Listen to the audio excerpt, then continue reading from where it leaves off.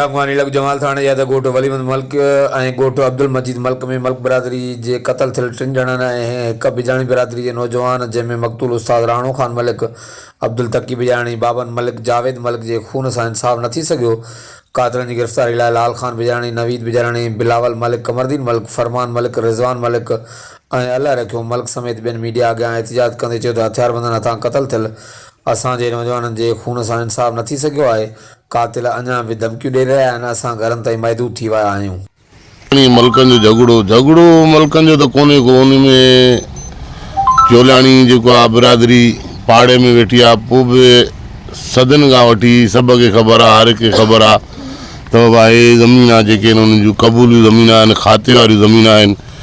उन्हनि जो ॾाढो हिकिड़ो बाबा भताखोरी भतो ॾियो, ज़मीन असांजी आहे, उनजे हूंदे बि जेको आहे हिकिड़ी नाजाइज़ी करे हिन ई जाइ ते त उस्ताद हिकिड़ो मुतबर माण्हू ॻोठ जो चङो उस्ताद राणो मलिक हिते ई जिते गाॾी बीठी आहे हिते ई जेको आहे सो वेठो हुयो। हुन सां गॾु हिकिड़ो छोकिरो मुंहिंजो बि हुयो अब्दुल तकी।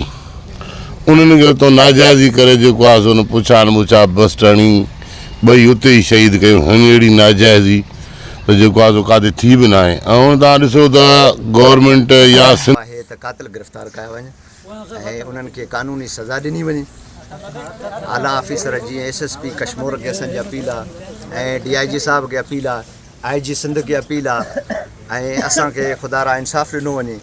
ऐं उन खां अलावा मलिक बिरादरी सां सिर्फ़ु ज़्यादती थी वञे।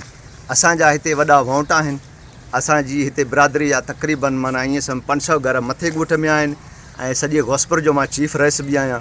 हिन वक़्तु असांजी मीर शबीर अली ख़ान बेजाराणी खे अपील आहे ऐं राजा गौस बख्श ख़ान बेजाराणी उहो असांजो हमदर्द बि रहियो आहे, पाड़ेसरी बि रहियो आहे।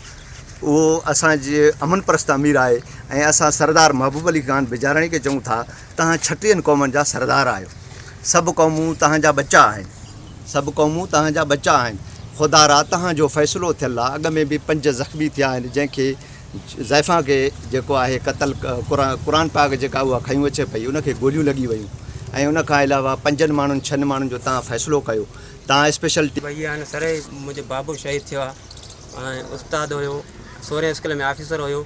IG Sindh DIG Larkana army chief के अपील आहे त असां खुदा रा मदद कयो। मुतालबो है SSP ज़ुबैर नज़ीर अहमद शेख के IG सिंध DIG लाड़काणा के असांजे शहीद उस्ताद राणे जा ऐं शहीद बाबन, शहीद जावेद ऐं शहीद अब्दुल तकी जा कातिल गिरफ़्तार कया वञनि ऐं उन्हनि जा जेके घर आहिनि उहे मिसमार कया वञनि। हू असांखे बार बार मौत मार धमकियूं ॾियनि था। हिते तालीम मुतासिर लॻी पई आहे, ॿार घरनि ताईं महदूद आहिनि। असांजो इहो मुतालबो आहे MNA मीर शबीर अली ख़ान बिजाराणी, MP सरदार महबूब अली ख़ान बिजाराणी खे त इन जो फिलफोर नोटिस वठी कातिल गिरफ़्तार कया वञनि। हिकु बेजाराणी ॿुधे असां ग़रीब काॾे वञूं, न असांजो अही न पई ॿुधे। हे मूंखे अॻे ख़ैरु थियल हो, मुंहिंजो भाउ मारे विया मास्टर हो ॿुधे। असां ग़रीब काॾे वञूं, हाणे वेठा आहियूं बसि ईअं।